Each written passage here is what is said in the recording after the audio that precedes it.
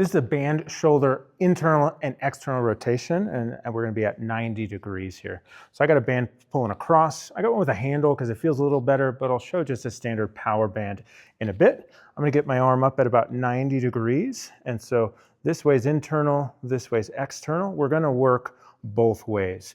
I like to have a hand in two places throughout this. So my other hand, first I'm gonna come bottom at the elbow. So I'm gonna come out this way.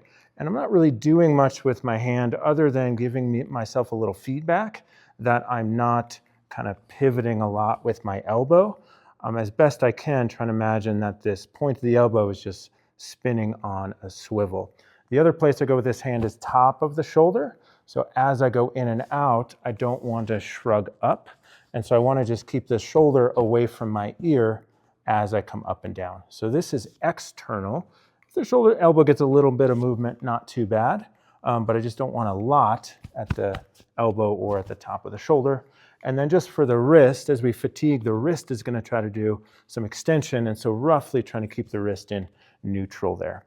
And we should feel some work kind of down in this area, kind of top outside the shoulder. On the other arm, so I usually do both sides, even if we're just working on one, but internal rotation is I'm just going the other way. On this one, the elbow will really want to drift outward. So that's where this bottom hand can help guide it into the right position and then also not shrugging up. I often find internal rotation is a little stronger, so I might step out and work there and then step back in for the external. And so if I was only doing one arm, I would do external and then I would turn around away from the camera and do the other side.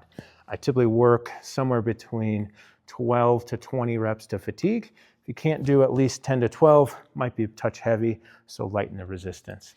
If you don't have a band with a handle, this is just a standard power band.